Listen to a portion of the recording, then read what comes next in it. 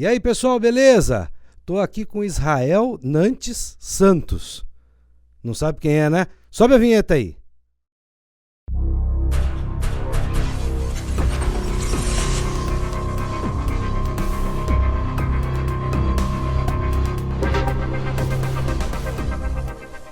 Sargento Nantes, pelo amor de Deus, hein? Obrigado aí. Que honra! Uma honra poder estar contigo. Você sabe que eu sou seu fã de rede social, né? Para com isso aí. Não, tô falando pra você. Todos os seus vídeos, metade das curtidas lá, tudo minha. Mas não tenha dúvida. De bola. Legal, legal. Obrigado. Natural paulistano você? Paulistano. Nasci Legal. na cidade de São Paulo. 84. 84. Aí, Estudou bem, meu. Tá de cor, hein? Eu pensei que tava brincando, mas... Não, tô falando sério. Escuta, mas e aí? Molequinho nasceu lá, paulistano. Como é que foi a tua infância? Como é que... Desde 1 ano de idade, desde os primeiros anos, sempre cresci em Osasco, né? Desde que eu me entendo por gente. Perto ali do Sesc, lá? Não, mas na região mais periferia, da periferia. Jardim Novo Osasco, mais precisamente, minha família é de lá. E aí, todos os meus familiares são de lá, inclusive. E cresci lá até ingressar na Gloriosa aí, sempre morei lá. Então, mas aí como é que, da onde que surgiu essa questão de, porque você podia ser taxista, você podia ser engenheiro químico, sei lá. Engenheiro químico tem que estudar pra caramba, não era tão bom de escola assim, não. Então, e da onde que veio esse negócio de, pô, quero ser polícia, tal, ou foi um acaso? Não, eu cresci dentro de quartel, né? Meu pai é policial militar, ele está na polícia desde 84, o ano que eu nasci, ele ingressou na polícia. E eu, desde criança, sempre estive no meio militar, dentro dos quartéis. E até os 12 anos eu falava que iria ser policial. Aí comecei a trabalhar com os meus tios, lá em Osasco mesmo, de chaveiro, sempre falei, abrindo portas. E aí passou aquela vontade de ser polícia, só que aos 18 anos, fase de exército, tal, fase de servir, né? A nação, a pátria. Aí me voltou esse sentimento aí, com força. E você foi pro exército ou não? Não, não cheguei a servir. Foi dispensado por pelo fato de eu ser dispensado, na época já era o governo do PT, tava iniciando. Eu lembro que as verbas estavam sendo cortadas. A galera que estudava comigo na época, que estava servindo, na época fazia até meio expediente, porque não tinha como fornecer alimentação para os soldados. Então as tropas do exército, nessa época, pelo menos na região que eu morava, não tinha nem refeição. Você vê aqui. Vida. Então todo mundo que tava se alistando, quartel lá perto é o quarto Bill, né? Isso. Não, Quitaúna. Eu me apresentei em Quitaúna também. Isso. E aí eu lembro que estavam dispensando todo mundo. Então aí acabei, tipo assim, 90% da molecada que se alistava era dispensado. E aí fiquei meio que frustrado, falei, não, meu, vou... Eu lembro que eu comprei, na época, uns chaveiros, né? Eu trabalhava em chaveiro e o cara, chegou um vendedor lá com uns chaveiros de resina. Eu lembro que tinha um chaveiro do exército e tinha um da rota. E eu peguei os dois e eu falei, eu vou pra um desses dois lugares. Boa Preta. Que legal, cara, que legal. Aí prestou concurso. Aí prestei concurso. Na época os concursos eram descentralizados, né? Era inscrição pra você pegar, era tudo no papel, você tinha que pegar uma fila, não tinha nada de internet, né? Hoje em dia a galera, molecadinha, se inscreve sem sair de casa. Você acha que era mais fácil aquela época? Porque eu vejo assim, eu sou de 79, um pouco mais velho que você. Então, eu lembro que na época, a polícia militar, todas as forças armadas eram super respeitadas, né? Você via um moleque de 15, 16 anos, via um soldado, via um policial, admirável. Puxa, né? E ficava com aquela... igual quando a gente com o pai da gente, né? Sim, o pai olha feio, você... Hoje não, tá uma bandalheira. Infelizmente, aí a gente... E isso é um reflexo, eu vejo como um reflexo das políticas que foram praticadas aí, principalmente nas 2 últimas décadas aí, de você catar e transformar a sociedade, né? Subversão da sociedade, né? A desgraça para construir de novo. Né? Exatamente. É você desconstruir as autoridades, né? As autoridades públicas, né? Justamente para gerar um caos. E Então eu enxergo que isso aí foi um trabalho árduo da esquerda nessas 2 décadas e que eles conseguiram, de fato. Hoje as crianças são orientadas a não respeitar nem o pai nem a mãe, né? Quanto mais quem está fora de casa. É verdade. Mas é por isso que a gente tem tanta coisa errada aí, né? Agora, aí legal, você entrou lá, claro, ninguém entra pra rota logo de saída, né? Não. Entrou lá, tal, fez o curso, tal. Teve um longo curso, literalmente. Eu até, na época, como eu disse, os concursos eram prestados de maneira descentralizada. Hoje o concurso ele é centralizado. Tipo assim, surgem 2.000 vagas por edital e essas 2.000 vagas vão ser distribuídas pelo Estado. Então, muitas das vezes a pessoa que é lá de Prudente vai fazer escola de soldado lá em Prudente mesmo. Ou se não conseguir vaga, vai vir para Pirituba, mas vai fazer e tão logo que consiga vai ser transferido para lá. E é por classificação que se escolhe a região ou não? Porque, por exemplo, por classificação. A Polícia Federal tem aquele lance de você, se você for muito bem classificado, de repente você pegar primeiro, segundo, você até escolhe a região da primeira lotação, né? Na Polícia Militar hoje é da mesma maneira. Tem a primeira fase, né, da escola, que é o módulo básico. Nesse módulo básico vai sair uma classificação de acordo com a nota. E aí os alunos que estão frequentando o curso vão escolher inclusive a modalidade de policiamento. Por exemplo, um quer ir para militar, o outro quer ir para rodoviária, para o bombeiro. Hoje, com base nessa classificação que ele vai escolher. E antigamente, não. Antigamente, se você quisesse ir para o bombeiro, por exemplo, direto, você teria que fazer prestar um troço concurso para o bombeiro. Entendi. E aí você faria escola no bombeiro.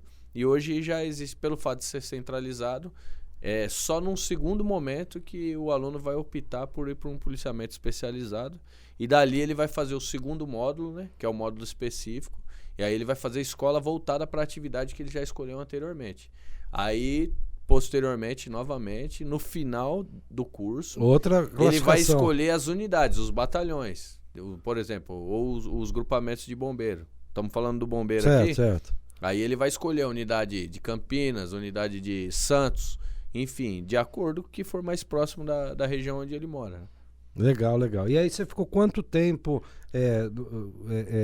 não como um policial especial, vamos dizer assim? Tropa especializada. Isso. Aí eu fui para Campinas, na época eu prestei o concurso direto lá. Como eu disse, tinha que ir lá pegar uma fila, era uma fila gigantesca, imagina que 2.000 candidatos inscritos, você pegava uma fila de 2.000 pessoas para pegar a ficha de inscrição. Aí você preenchia essa ficha. Aí dali você pegava a mesma fila para ir até o banco, pagar a inscrição e voltar lá. Aí depois você voltava e pegava a mesma fila para entregar a ficha de inscrição. Nossa. Então assim, era bem mais difícil.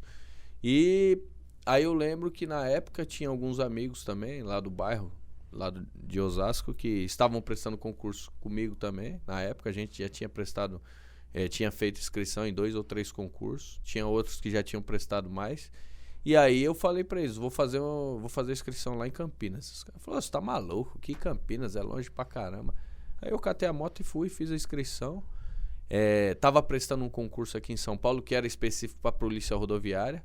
Aí esse da rodoviária eu passei também, só que o concurso de Campinas, embora foi um edital que foi aberto uns 2 meses depois, pela quantidade de inscritos, ele ultrapassou esse da rodoviária. Então eu acabei sendo chamado primeiro nesse de Campinas. Pô, tá legal. E aí... Escuta, e sua mãe, cara? Porque eu fico vendo, o meu filho acabou de sair do exército e vai prestar agora pra Polícia Militar também. E a minha mãe um dia me falou assim, poxa, mas e se você tá louco? Tira essa ideia da cabeça do seu filho. Eu falei, não, deixa ele, porra, né? E tal, não sei o quê, ó, profissão espetacular. Sim. Ela falou, mas se ele tomar um tiro? Então eu fico pensando assim, a sua mãe era esposa de um militar, sim, ou seja, já tinha aquele, claro, pé atrás, né? Sim. Seu pai deve ter ocorrências escabrosas também, bastante, né? Também. E aí, de repente, o filho... Você tem mais irmãos, não? Tenho mais um irmão. Ninguém é da corporação? Não. Então, mas mesmo assim, falou, pô, meu marido e meu filho correndo risco. Já minha mãe separou do meu pai, eu era bem criança, né? Então, assim, ela já não tinha mais esse trauma mas... com o ex, vamos dizer assim. Mas eu tive que dar um chapéu nela, né? Tomara que ela não esteja assistindo. Não, porque mãe, você fica velha, ela acha que você tem 10 anos. Não, mãe, eu tô prestando concurso pra Polícia Rodoviária, eu não vou trabalhar na viatura, vou trabalhar lá na pista, cumprimentando as pessoas, é um serviço menos arriscado. Eu tive claro. Mas na realidade, o que tava na minha mente, eu já tava na meta já, meu dia. Falei, não, primeira oportunidade que tiver, eu vou pôr uma força tática, pôr a rota da vida. E você ficou quanto tempo antes de ir pra rota? Lá em Campinas, aí eu fiz escola lá, eu fiquei 6 anos em Campinas. 6 anos. 6 anos em Campinas. E aí, nesses 6 anos, você ficou popular lá na cidade. Porque Campinas é grande, porém, tem... Assim, eu conquistei muitos amigos lá nesse período que eu trabalhei lá em Campinas, onde eu costumo passar, eu gosto de... eu falo que minhas riquezas são meus amigos, né? Amigos verdadeiros. Então eu gosto de colecionar amigos verdadeiros. Então lá eu construí uma família, né? Praticamente assim, eu tenho grandes irmãos lá, policiais que... Inclusive, eu tava na festa do final de semana, passei na festa de um amigo meu lá, e reencontrei alguns veteranos que falam que são meus professores do início da carreira, né? É muito gostoso você ter esse contato. Porém, na parte de popularidade, foi já na rota, né? A rota é um... Porque eu volto a dizer, eu sou seu fã de carteirinha mesmo, assisto todos os vídeos. Quando eu cheguei na rota, não tinha nem rede social. E aquele negócio, você vê o cara lá de máscara, né? Por causa da Covid agora, né? Sim. Porra, olhando pro cara de cima, assim, o cara entrega até o que ele não fez, né? São algumas artimanhas psicológicas aí que a gente tem no e aí saiu, você viu lá a possibilidade de fazer o curso pra rota e tal. Aí aconteceu, a rota era sempre foi, né? Desde que eu entrei na polícia eu tinha essa vontade. Já falei outro dia que eu lembro ainda quando eu era criança, passou uma viatura da rota, parou, eu falei, né? Acho que eu tinha uns 4, 5 anos, eu falei, meu pai é polícia também, os caras pararam, brincaram com a gente, conversaram. Tava eu mais um grupo de crianças ali na rua, nos trataram muito bem, e eu sempre ia a rota, quando passava no bairro, era alvo de comentário a semana inteira, né? Então, sempre foi um batalhão muito admirado, principalmente, eu acho que até hoje, pela rapaziada da periferia aí, né? Porque a rota, ela na verdade, assim, pro civil, né, a visão do civil é o seguinte, ela vai para resolver. Existe um conflito, vai vir a rota, vai resolver e vai embora, sem encebação, sem... E não vai destratar o trabalhador, o cidadão de bem.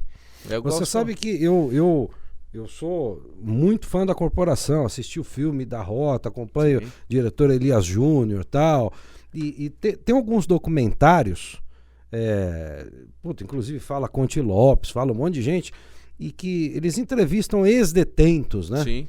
E os caras falam, não, quando a rota chegava, a gente sabia que não ia ter esculacho, mas também não ia ter o que fazer. Mas não tem boi. Deixa quieto, perdeu, acabou.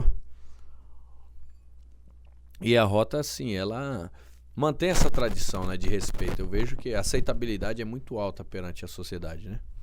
E hoje a gente tem visitação também no quartel da rota, né? O batalhão Tobias de Aguiar, um batalhão centenário, né? Foi construído iniciou-se as obras em 1889 e concluiu em 1891. É um batalhão que hoje ele faz parte do roteiro cultural da cidade de São Paulo. Que era a escolta de bancos, né? Lá no começo. É que eu tô falando ainda da construção do batalhão, que muitas vezes é algo que é até bom pra gente desmistificar. E muitas vezes as pessoas confundem o batalhão Tobias de Aguiar com a rota. A rota é a modalidade de patrulhamento que está sediada lá dentro. Eu dei uma olhada, Brigadeiro Rafael Tobias de Aguiar. Exatamente, é o patrono da Polícia Militar. 15/12/31. Exatamente. Então, de 1800... Não, essa questão do Brigadeiro 15/12/1831 é a data de fundação da Polícia Militar do Estado de São Paulo. Ela foi fundada por ele. E aí a rota tem mais ou menos uns 50 anos. O batalhão Tobias de Aguiar? O batalhão Tobias de Aguiar, ele é centenário. Ele foi construído lá atrás, na época de Império. Então, assim, o batalhão, ele foi feito num ponto estratégico, justamente para abrigar as tropas reservas na época da República. E assim, então todas as forças eram os policiais especiais, no caso assim, os mais bravos, eram destinados para essa unidade, porque era um ponto estratégico onde se eu precisasse mandar tropas, por exemplo, para outros estados, o acesso seria fácil. Sim, sim. Porque, saída para todo quanto é lugar. Exatamente, porque ali, como é até hoje, é um ponto estratégico da cidade. O que acontece? Sabia que o Batalhão Tobias de Aguiar enviou homens para a Guerra de Canudos? Caramba, olha, lá longe. 1897. E é por isso que lá no prédio tem os túneis e tudo Exato. mais. Meu filho já fez 3 visitações lá. Os túneis foram... todas as obras de Ramos de Azevedo, elas eram interligadas, né? E era específico para ninguém ficar encurralado. Exatamente. Se, por exemplo, na época fossem invadir o batalhão, existia um plano de fuga que daria para... A tropa não seria totalmente exterminada. Se cercassem o batalhão, por exemplo, não ia entrar, mas tinha como evacuar a tropa, por exemplo. E você acha que todos os integrantes da rota, eles conhecem bem essa história e tudo mais? Isso é uma tradição dentro do quartel? Tradição é uma das primeiras missões do estagiário, da pessoa, quando chega lá, é estudar a história da unidade. Até mesmo porque, se você faz parte de um grupo, como você não vai conhecer a história dela, né? Então, assim, todo grupo que o ser humano ele pleiteia participar, o mínimo que ele tem que saber é a história de quem construiu aquilo, né? Pra claro. Também. Então a gente cobra muito isso aí, principalmente dos estagiários, dos novos policiais, para que eles se empenhem e saibam desses detalhes. Até por justiça, né? Para honrar quem passou lá atrás e trouxe o nome até onde está, né? Claro. E a formatura é o braçal, né? Aí o que acontece? Vamos lá, vou por partes. A gente começou a falar da história, então vou... Não, claro. Aí em 1970, o país estava sob ataque de guerrilheiros. Sim, sim. Então precisava-se designar homens para combater esses guerrilheiros. O tal do Lamarca, né? Exatamente. O Lamarca, seus grupos Lamarca era capitão das Forças Armadas, né? Furtou uma Kombi cheia de fuzis lá do quartel de Quitaúna. Puta merda. Então, assim... E se uniu aos guerrilheiros para fazer frente ao governo, né, na época, governo militar. Então, o que acontece?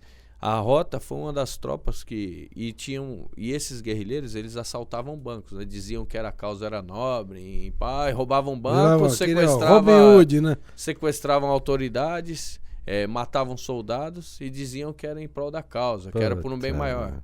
Que tem aí políticos, inclusive, que chegaram à presidência da presidenta, né?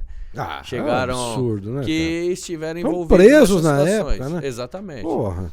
Então, a rota fez frente... A rota ela foi feita inicialmente como rondas bancárias, justamente para coibir os roubos a banco, e posteriormente foi designada essa tropa uma tropa mais contundente para combater os guerrilheiros, tanto que está até hoje na normativa institucional da rota, que combate a guerrilha urbana, e o COI combate a guerrilha rural, né? Então, assim, foi criada de fato para fazer frente, para combater os guerrilheiros, e perpendurou até hoje.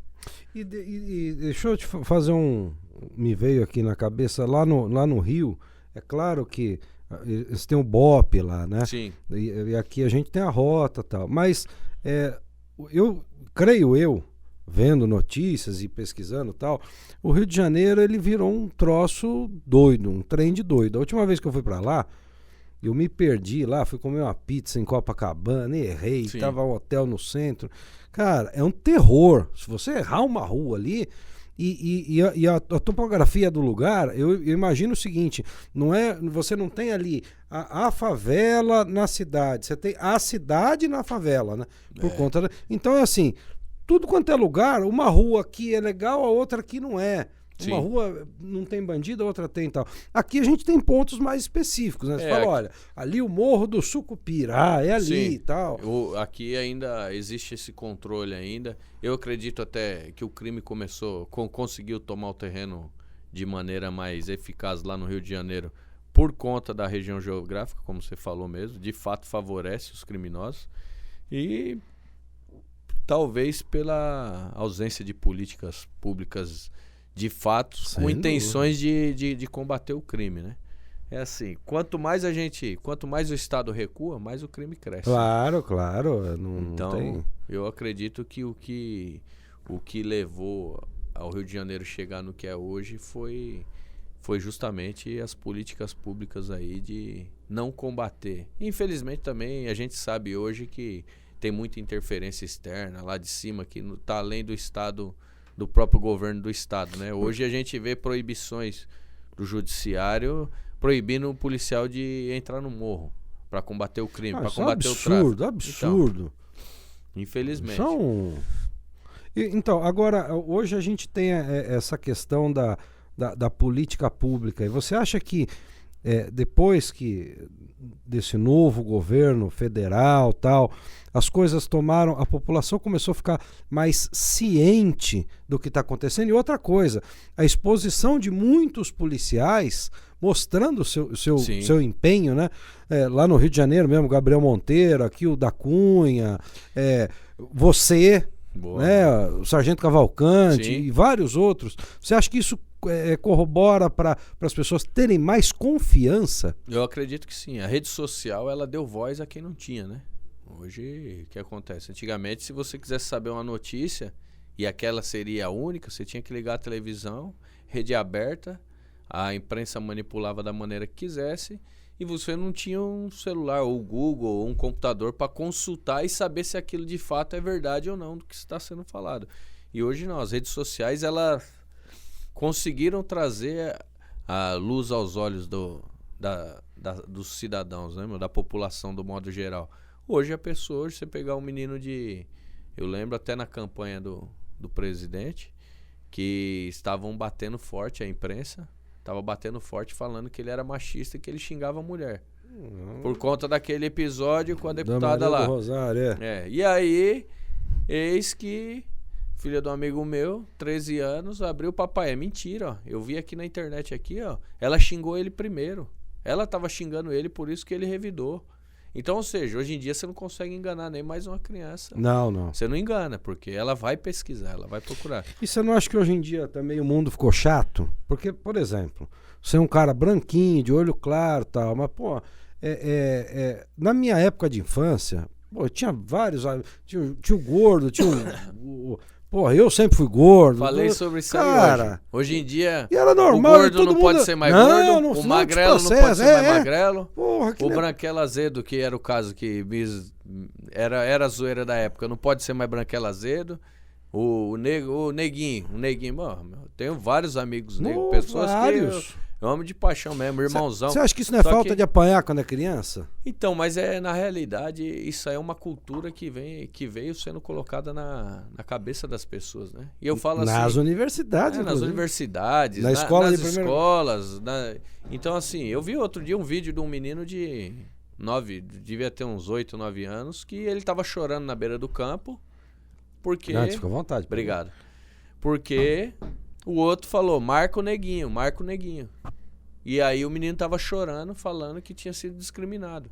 Falou, na nossa época isso aí, se o Neguinho era normal chamar. Normal. Como chamar eu de branquelo azedo, de magrelo, era normal. E aí o que acontece? Se a gente percebesse que era algo pejorativo, que o cara tava fazendo pra te ofender... Vamos pra mão. 2 murros na cara, resolvia. Rolava os dois. E não podia chegar em casa chorando. Não, e não podia chegar aí. E resolvia. Resolvia essa treta aí. Então assim, você não via, por exemplo... Na nossa época, você não via pessoas falando em se matar porque achou que foi zoado na escola. Não, é o que você falou. No outro dia tava todo mundo trocando ideia. Saia na mão de repente. No outro dia era todo mundo amigo de novo e já era. Não tinha o mimimi de hoje, né? É verdade. E você também foi ou é suplente vereador de Campinas? Eu sou primeiro suplente vereador em Campinas pelo Progressistas, né? Eu concorri à eleição passada. É até algo que daqui a pouco eu explico, a gente vai trocando ideia, eu vou explicar o porquê de ir pra política. Porque eu acho que a gente se revolta. Eu lembro que alguns anos atrás eu fui do conselho de escola do meu filho. Ele estudou em escola pública. Sim. Bicho, a primeira reunião que eu tinha lá, eles queriam me bater. Porque não sei o quê. Eu falei, não, mas não é assim que funciona. Exatamente. Não, mas se queimar uma lâmpada, a gente tem que trazer de casa porque o Estado não dá. Eu falei, mas peraí, o Estado sabe que queimou a lâmpada? Não, mas por que ninguém fala? Não, porque não pode, senão é represália. Tá... Não existe. Não. Falei, é obrigação do Estado e ele vai dar a lâmpada se ele souber que está queimada, né? Então, desde a escola hoje já tem essa... Eu trabalho com música há muitos anos. Sim. E muitas vezes as pessoas me perguntam assim, por que a qualidade musical caiu demais? Vem caindo. Isso é fato. Mas então, vem caindo... É o que eu observo. Porque o público consome. Exato, porque a escola de primeiro grau é fraca. Você pega um menino, de repente, de quarto ano, que eu não sei nem por que virou quarto ano, o que era a quarta série, né? Sim. Agora, quarto ano é terceira, né? É, isso aí. Não sei por que fizeram isso, mas... enfim. Toda aquela progressão automática de ensino, que você vai ver no final, hoje a pessoa que está no ensino médio não sabe ler. Não sabe escrever o nome. Analfabetos funcionais. Exato. Tá lotado. Quer dizer, o governo federal da época, para que não caísse o índice de reprovação, ele não reprovou mais ninguém. Aí é bonito que eu falo lá para a ONU que eu não tenho analfabetos no meu país. Mas dá um livro para ler. A pessoa não consegue interpretar. Exatamente. A pessoa não consegue interpretar. Infelizmente, é obra e fruto do governo de esquerda. Porque o povo, quanto mais tapado... com o perdão da palavra, mas o povo, quanto mais tapado, mais fácil de se manipular. E, infelizmente, as pessoas não enxergam isso aí. Você vê que tem pessoas que acham bonito, desculpa, meu intuito não é ofender, mas tem pessoas que acham bonito viver às custas do governo. Quando que na nossa época, bonito era o cara ter um emprego, trabalhar, era honroso. Hoje em dia não, hoje o cara acha bonito sustentar a família dele através de programas governamentais. Eu falo assim, peraí, inverteu? E você vai conversar com a pessoa, ela acha ruim ainda do que você tá falando. Não, o governo tem obrigação. Não, o governo não tem obrigação. Pelo contrário, pô. Quem tem obrigação? Você não fez o filho seu? Quem tem obrigação de sustentar é você. É simples assim. É simples, né? A matemática, a conta é essa. Mas, infelizmente, tudo isso aí foi inserido na cabeça do povo e muitas vezes a pessoa acha que está sendo feito o bem para ela, mas na realidade não está. Ela é mais ou menos similar àquela teoria da galinha de Hitler. Já ouviu?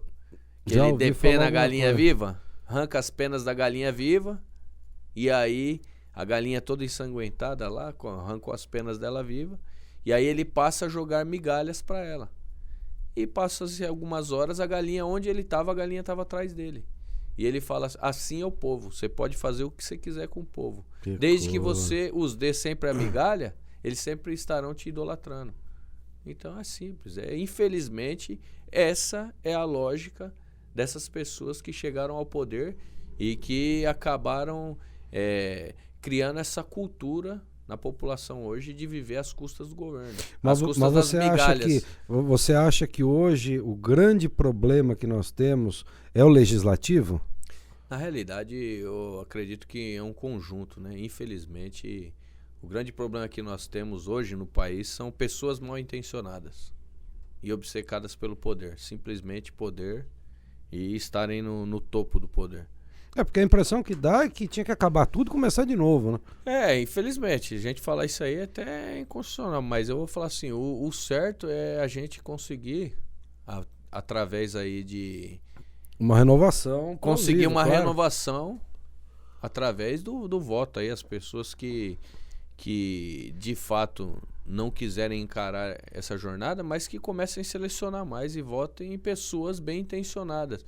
E que não estão lá para ofertar migalhas, mas sim que estão lá para ofertar condições para que de repente seu filho, meu filho, estudem, cresçam, evoluam e se tornem cidadãos úteis para a sociedade, né? Que é o principal, que hoje é o que mais falta no nosso país. Você pega uma casa de cultura hoje, você passa lá segunda, quarta, quinta, sexta, não tem nada acontecendo lá. Aí, verba federal, verba estadual entrando e tal. E aí, porque como é que faz, né? A gente acostumou que hoje os artistas aí que esbravejam, acostumaram com a Rouanet, milhões tudo. Sem fazer um show. O cara embolsava 5, 10 milhões, não fazia um show e falava que era pra cultura. E aí você vai ver o nível de música, que é o que você falou, que estava sendo ofertado, é cultura zero. Arrebentado. Aí hoje dizem que não, mas o funk é cultura, tá? Eu não sei nem se eu posso falar sobre isso aí, mas eu vou falar, porque a gente tava conversando de música, claro, né? Até agora, claro, músicas de verdade. Então, assim, hoje o funk, no meu ponto de vista, é um dos maiores porta-voz do crime organizado. O grande problema é que, entrando um pouco nessa seara da música, a música ela tem que ter 3 pilares, né? Harmonia, melodia e ritmo. Se ela não tiver ritmo, ela funciona? Funciona. Se ela não tiver harmonia, ela funciona? Ela funciona. Mas ela tem que ter melodia para ser dito como música. Exatamente. Quando você vai registrar uma música lá na Fundação Biblioteca Nacional, aqui em São Paulo, na Alameda Norte, você faz a letra, que é uma poesia, mais a partitura, que é a melodia. Aí você pega um estilo desse aí, não existe. Então, tecnicamente, não dá pra dizer música. Os caras utilizam 3 palavras e fica repetindo infinitamente. Então, não tem melodia. Se não tem melodia, tecnicamente, por mais que as pessoas esbravejem e tal, não é música. E não vou nem criticar todas, tá? Não vou generalizar, como muitas vezes fazem, mas eu vou dizer assim, o meu foco em ataque aqui, quando eu falo isso, é mais principalmente aquelas que de fato destroem a sociedade, que é aquelas que incentivam a usar droga, aquela que incentiva o cara a ser criminoso, aquela que vulgariza a mulher, que as feministas, eu nunca vi uma feminista levantar pra falar de uma música que tá chamando a mulher de cachorra. As cadelas, as cachorras. Eu nunca vi uma feminista, já que defendem as mulheres, nunca vi levantar e falar assim, peraí, vamos entrar com ação coletiva contra fulano de tal. Não tem. Sabe por que não tem, cara? Porque tem gente forte atrás disso aí, meu. Tem muita droga que tá sendo vendida através disso aí. Tem muito político mal intencionado que quer o público escutando isso aí, tapado aqui, claro. Rebolando e falando assim, porra, mano, é o cenário perfeito. Eu deixo a maior parte da população intertida com isso, enquanto eu tô roubando quem de fato tá trabalhando, contribuindo. E você acha, por exemplo, que a criança que nasce lá no meio de o pai dela é criminoso, o tio dela é traficante e tal, e ela tá ali. Você acha que ela é uma criança que existe possibilidade dela sair para outro rumo? Dela querer ser outra coisa, em vez de eu querer ser bandido. Acontece, isso aí, assim, eu vou dizer, não vamos dizer que é a regra, tá? Porque, infelizmente, o meio, você é produto do meio, né?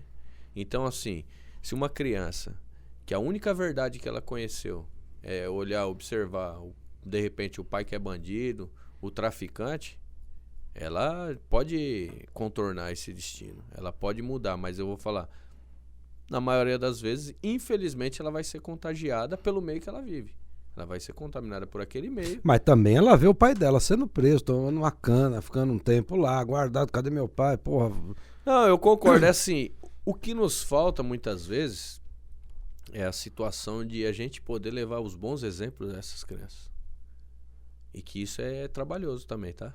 Não é fácil. Claro. Se você começar com um projeto social hoje, pegar uma comunidade aí, que 80% das crianças já passaram por isso, ou viram um familiar morrer na mão de traficante, na mão de polícia, que já são usuários de drogas, crianças pequenas, eu falo de 9, 10 anos. Que coisa. E se você pegar essas crianças que convivem nesse meio, que é o único reflexo, a única imagem que elas têm de... só sabe fazer aquilo, só viu aquilo. Só viveu aquilo. Se você pegar aí hoje, fizer um trabalho social, um projeto social, para tentar mudar o destino dessas crianças, você vai ter grandes problemas. Tanto político, quanto problema, de repente, com o traficante local. Porque o traficante quer aquele moleque trabalhando para ele. Claro, ele mão de obra barata. Ele não quer que aquele moleque, de repente, estude, se torne um engenheiro, se torne um médico, se torne um cidadão útil para a sociedade de fato. E útil que eu falo não é só...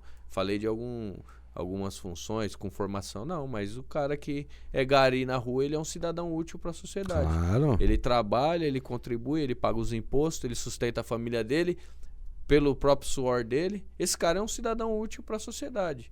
Mas, infelizmente, existe uma luta muito grande. Hoje eu encaro até como uma luta do bem contra o mal, cara. É verdade, eu fico olhando porque, infelizmente, hoje nós temos muitas barreiras a enfrentar para conseguir levar bons exemplos a crianças que têm esse perfil de pessoas no entorno dele. É difícil a gente acessar lá e conseguir mudar esses destinos. Os caras não deixam, não querem, né? Não, ninguém quer. Eu falo a real, ninguém quer. As pessoas do mal intencionadas não querem. Não querem que isso aconteça. Infelizmente, cara. E você agora é pré-candidato? Eu sou pré-candidato a deputado federal. Porra, legal. Eu tô, igual eu falei, Você acha que o grande câncer tá ali em fazer cumprir as leis, né? Exatamente. Na realidade, é assim, é tudo um conjunto, tá? Hoje eu enxergo, nós temos um comandante da nação muito bem intencionado, porém tá amarrado. Quantos decretos, quantos projetos de lei ele tentou passar? E, infelizmente, um monte de gente ali trabalhando, remando contra, justamente para que ele não conseguisse, para não fazer política para ele. Aí eu falo para você, fora, isso nós estamos falando só lá do Congresso, mas hoje no país inteiro. Sim. Quantos prefeitos deixaram pessoas morrer só para falar que tinha gente morrendo na pandemia, que a responsabilidade era do presidente? Claro. Quantos governadores deixaram o povo à míngua para falar que a responsabilidade era... Coisa simples, eu tô falando ainda de pessoas que morreram, mas coisa simples esses dias. Os partidos de esquerda que sempre defenderam os pobres, os benefícios do cidadão, falaram que o povo tá à míngua, que a gasolina tá caro, que aí o presidente baixou o decreto há 2 semanas. Ué, o cara não quer aprovar. Aí eles votaram contra, para não baixar o combustível. Mas peraí, mano, você não tava falando que a gasolina tava cara, que era para ajudar o pobre, que o pobre tava passando necessidade, que a gasolina... Aí, de repente, o presidente baixa um decreto e você vota contra para não baixar a gasolina? Porque daí ia ficar mas aí vai ser propaganda gratuita. Não vai ser propaganda gratuita. Vocês estão reclamando que o caminhoneiro tá sofrendo. Peraí, eu tô dando um auxílio agora pro caminhoneiro. Não pode. Peraí, como não pode?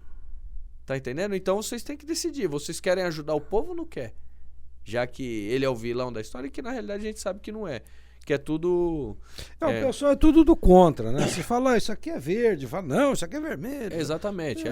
A ideia é desconstruir pessoas com boas intenções. Sempre é o papel de quem... tá na esquerda, das pessoas, eu costumo dizer, eu vou falar assim, pessoas do mal, tá?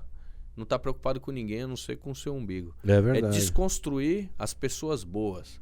Já fui vítima disso aí. Tive uma ocorrência um tempo atrás que a imprensa me bateu pra caramba.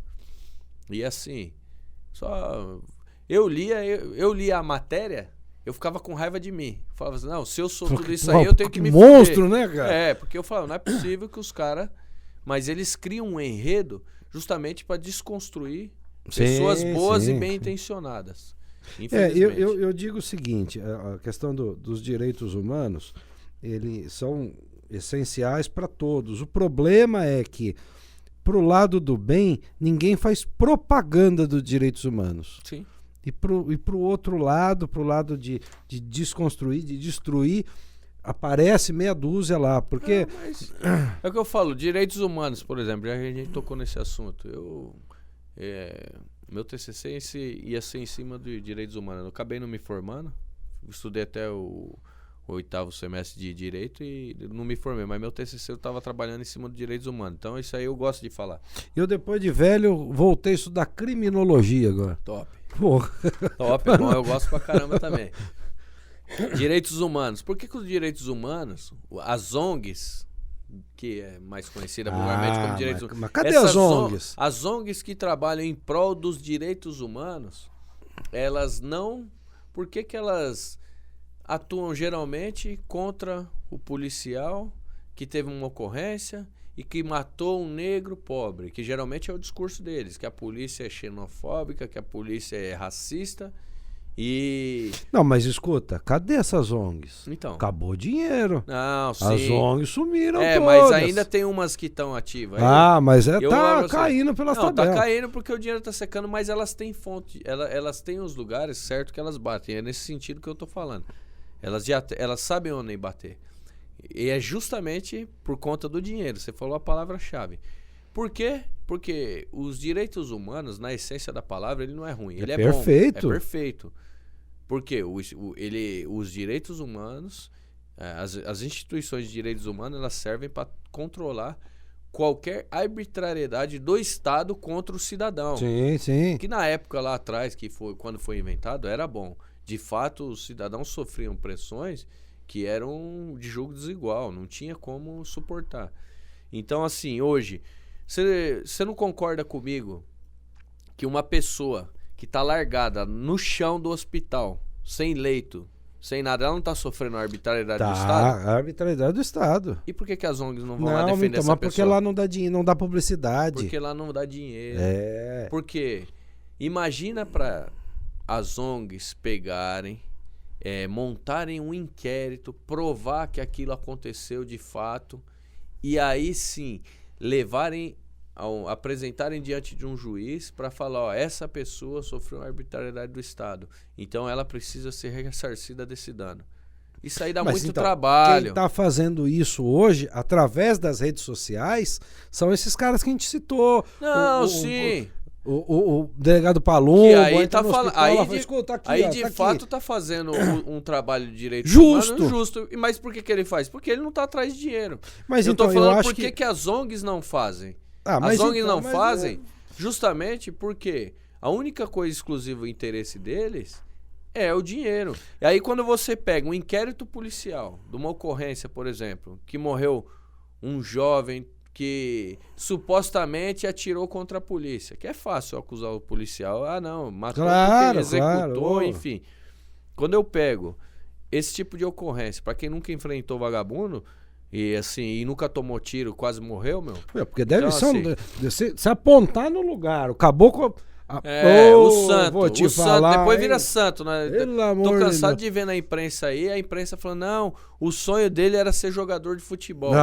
Aí daqui a pouco rola as fotos, aí corta as mãos ainda. Os caras são tão sujos que pegam uma foto da rede social do cidadão, do vagabundo, corta as mãos, mostra só a parte de cima e fala assim, o sonho dele era ser jogador de futebol. E aí, de repente... Quando você pega a foto na íntegra da rede social, ele tá com um fuzil, tá com a metralhadora, tá com 2 pistolas na mão. Tá entendendo? Mas não, a imprensa não vai mostrar isso. Você acha que claro, com fatos pontuais, isolados, que ainda existe racismo? Porque, escuta, nós estamos em 2022, né? Eu acho que se tem mais um marketing em cima do racismo do que o próprio racismo. Eu não vou ser hipócrita dizer que não existam pessoas que mas coisas racismo, isoladas, mas assim. Hoje são casos pontuais, até porque, quando eu falo, as pessoas... Por exemplo, hoje dificilmente um brasileiro não tem sangue de negro. Claro, ninguém é nórdico aqui, né? Índio, português... São pouquíssimos. Minha avó é negra. E aí, como que eu vou discriminar ou rejeitar algo que eu sou? Tá entendendo? Porque eu costumo até brincar o dia, os caras me xingaram. Eu falei assim, cota pra negro eu tenho direito. Pô, você sabe que eu tenho direito. Aí, peraí, mas não é pros afrodescendentes? Então, meu filho passou, mas então, aí é que tá, mas meu filho não pode falar porque ele é branco, de olho claro. E ele passou, com o primeiro concurso da PM que ele passou, ele foi bem na prova, graças a Deus passou e tal. E um amigo dele falou assim, olha, não, eu só entrei por causa da cota. Aí ele falou assim, porra, quer dizer que eu me esforço pra passar e você não precisa. Então, Pô, ele chegou em casa e falou, porra, rapaz, que merda, né? Eu falo assim, a gente... esse negócio de fazer cotas, você tá dividindo. Você tá gerando racismo. Você tá falando que o cara é um ET. Falou, ele cota, que é diferente. Irmão. Eu tenho que dar condição de estudo pra todo mundo. Igual. Claro. Eu te dou condição de estudo pra todo mundo, pra população inteira. Eu não tenho que dar cota. Eu enxergo... Isso aí, na realidade, é uma puta de uma covardia. Falar que fazer isso aí com a pessoa, eu acho que é querer submeter a pessoa que é negra. Você já tá humilhando, dizer, você tá humilhando a pessoa e dizer que ela não é capaz. Exato, que ela não é capaz. E na boa, eu falo pra você, são capazes e assim, quantas pessoas de outras etnias que são gênios. Claro, pô. Então, assim, eu não vou... Como que eu vou... Pra mim, sistematização de cota, isso sim é gerar o racismo. Isso também, é construir o racismo dentro da acho sociedade. Que só deveria funcionar isso para quem se tornou deficiente. O cara perdeu um braço, perdeu uma perna. Sim. Cara, aí ele é realmente ele tem diferenciado. Exatamente. Né? Mas, pô, senão... Ô, Nantes, conta pra mim, assim, a gente tava falando lá, o policial militar ele tem que ter um preparo, uma frieza. Porque, cara, você entra num lugar escuro. Eu acompanho vários programas do JB, do Lordelo. Eu acompanho tudo. Eu gosto demais disso aí. E, cara, você entra naquele puta beco escuro, os nego, tudo viela pra lá, viela pra cá, de repente o cara vem e mete tiro pra cima de você. Vai tomar também, mano. Porra, mas, cara... Ele vai tomar também. A primeira ocorrência com tiros que você teve, como é que foi? Antes você tá na rota. Tudo a gente tem procedimentos, tá? Mas exemplo, é louco isso aí, né? Não, mas a gente tem procedimentos assim, que aí entra até naquela parte da hipocrisia que as pessoas que costumam ouvir operações bem-sucedidas da polícia, que eu falo que é bem-sucedida porque... Graças a Deus nenhum policial foi ferido. Então, foi bem sucedida. Mas, infelizmente, isso aí gera um alarde. Porra, morreu 20 pessoas e nenhum policial ferido. Claro, porque o policial treina pra não ser ferido. Ou que profissão você treina pra errar? Não, nenhuma, claro. Ainda mais quando o erro custa a sua vida. Então, nós somos profissionais de segurança pública. Então, eu falo assim, tudo tem técnicas. Canais de não se expor, meios de não se expor, disposição mínima, e a gente vai fazer uma progressão. E se o indivíduo tiver de posse de arma de fogo, tentando agredir a minha integridade física, tentando me ferir mortalmente... Antes a mãe dele chorar do que a minha, claro. Ditado velho. Então, assim, eu vou fazer uso dos meus conhecimentos e das técnicas que eu treino justamente para cessar aquela injusta agressão. E aí pro civil entra o clube de tiro. Exatamente. Hoje temos nos clubes de tiro hoje, com a expansão aí, tem o esporte, que eu falo, o clube que eu costumo bater nessa tecla, o clube de tiro, ele é feito para o esporte. Infelizmente hoje, por conta de muitos entraves, a gente ainda não tem o porte de defesa, o porte para você comprar uma arma, para fazer a sua defesa hoje, sua defesa pessoal. Hoje ainda ele é bem dificultoso. Que é o porte federal. É o porte federal. No caso, hoje, clube de tiro, você tem o porte de trânsito. Você tem uma prerrogativa que o Exército concede uma autorização para você portar essa arma da sua casa, que é ou seja, do local de guarda do acervo, até o local de prática desportiva, ou se você for um caçador, até o local de caça. E se você for um expositor, se tiver um acervo de colecionamento, você levar seu acervo para demonstração. Então, assim... Agora, isso está muito caro ainda, né? Todas as requisições... assim, infelizmente ainda a gente não chegou num nível de Estados Unidos, assim, de munição ser barato, arma ser barato. Infelizmente ainda não. Mas eu acredito que com a abertura hoje do mercado... hoje tem muita coisa importada chegando no país, eu acredito que isso aí caia, isso aí baixa. Mas os valores hoje ainda não estão totalmente acessíveis. Mas tudo depende também do que você fazer um comparativo. De repente, dá para eu deixar de comprar algum item, sei lá. Às vezes o cara prefere comprar um relógio do que comprar uma arma. Não, e aí ele... E assim, e a arma primeiramente, o uso dessas armas hoje que são compradas através dos clubes de tiro, através do CR, o uso dela é para a prática do tiro desportivo. E se nesse deslocamento, hoje, depois do decreto de 2019 do presidente, o atirador desportivo, ele pode deslocar com ela municiada, carregada na cintura. Ele pode portar a arma em deslocamento. Só não pode se for de longo alcance. Tem que ser arma curta. Arma longa não é permitido ainda. Então, assim, não é permitido portá-la, né? Então, você pode portar uma arma curta para fazer a segurança daquele acervo.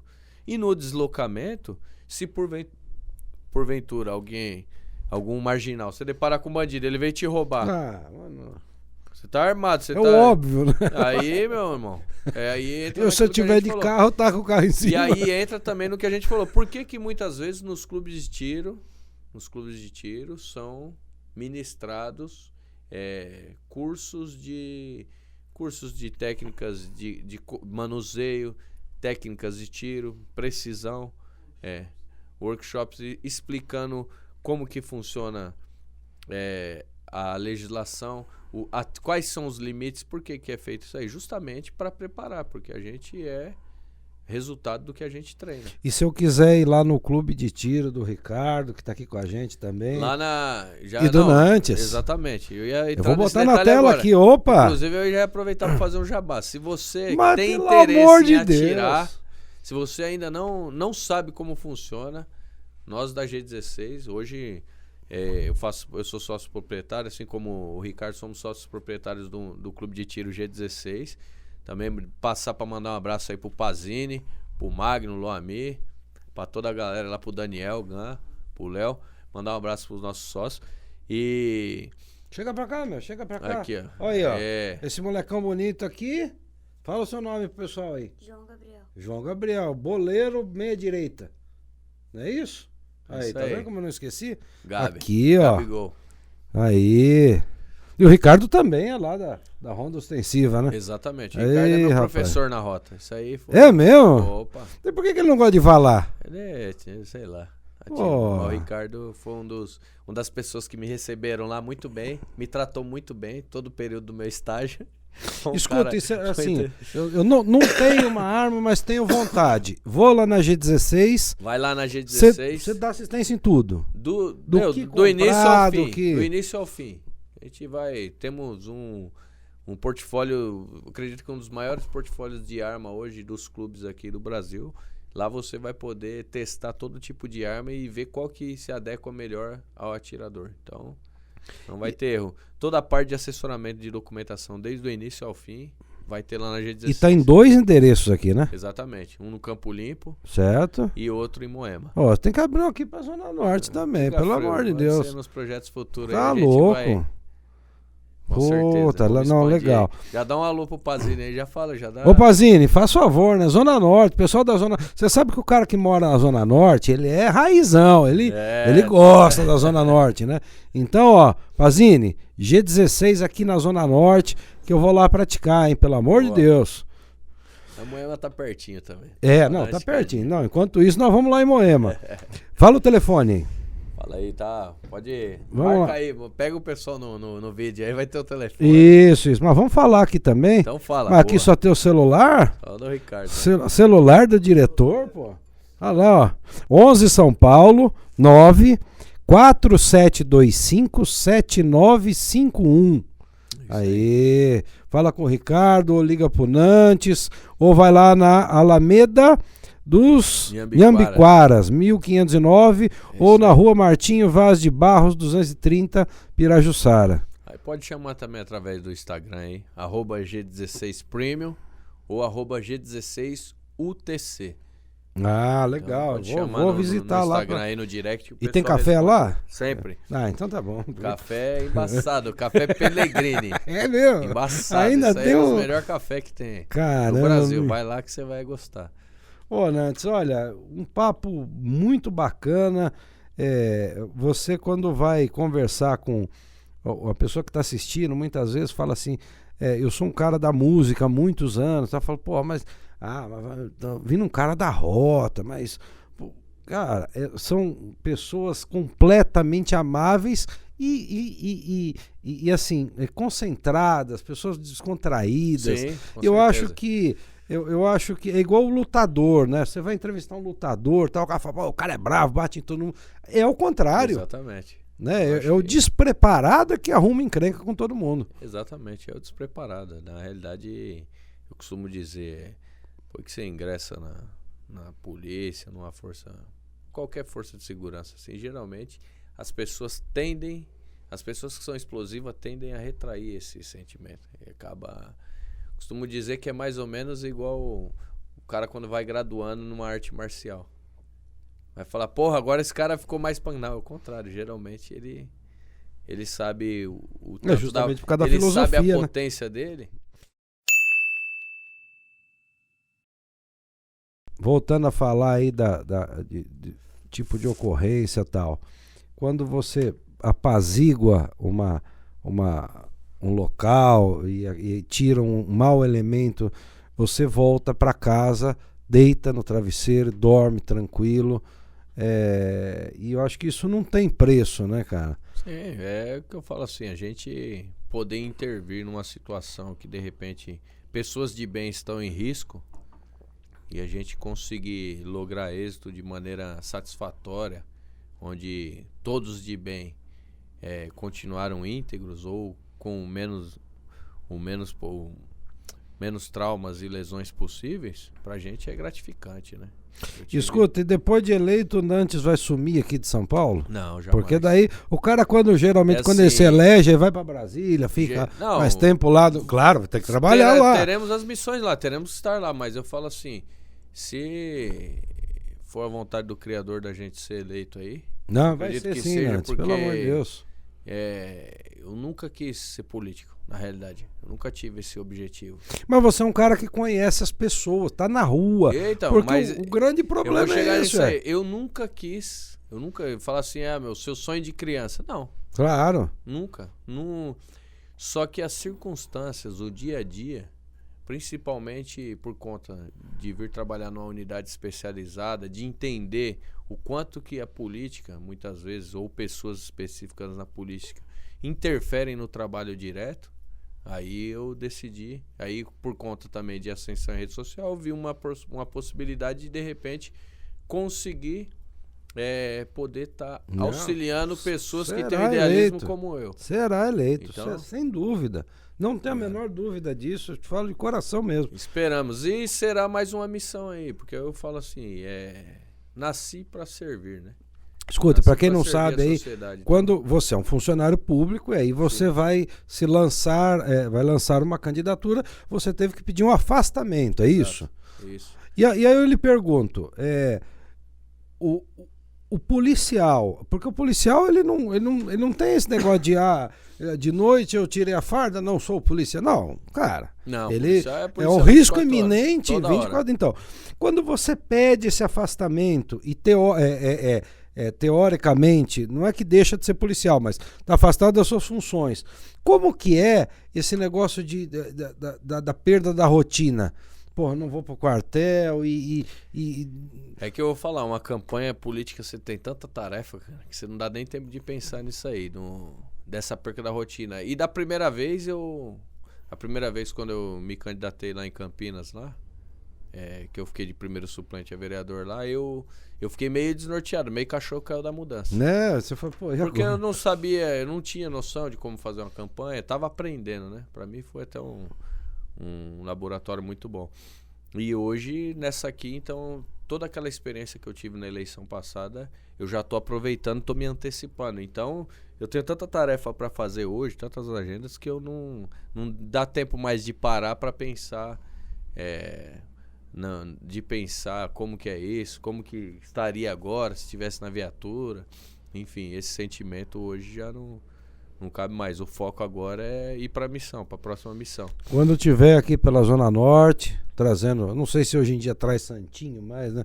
Eu sou da época do Santinho ainda. Com certeza, na época, no período certo aí, traremos sim. Eu apoiei o maestro da banda da Guarda Civil Metropolitana legal. há uns 15 anos atrás na política, e eu lembro que eu tinha uma S10 na época, e eu saía distribuindo santinho e tal. Então, quando vier pra cá, fico muito tem grato, meu apoio puder, aqui. Pode. Certeza, Isso aqui é gente. seu segundo comitê, viu? Obrigado. Fala o que você quiser, da forma que você quiser. De novo, muito obrigado. Imagina, eu que agradeço. Desculpa tomar o tempo de você. Tivemos um monte de problema técnico aqui antes de começar, mas no fim deu certo. Conversamos aí, uma conversa muito boa. É sempre bom estar diante de pessoas boas, né? A gente se conheceu há pouco aí, mas dá pra perceber quão nobre é você e tamo aí, cara. Tamo na luta, o objetivo é único, é fazer o bem pra sociedade aí, poder trazer, de repente, uma esperança de conseguir mudar as pessoas, mudar a forma de pensar das pessoas, de que de fato se tornarem cidadãos úteis, né? Eu bato muito nessa tecla aí. Hoje precisamos que as pessoas entendam que elas têm que ser assim, para que a nação possa colher frutos lá na frente. Então, obrigado pela oportunidade de estar contigo aí, obrigado pela recepção. Você é um cara nota 10 aí, e tamo junto aí. No que precisar, estamos à disposição. Até a próxima. Fica a dica aí dessa última dica que ele deu aí.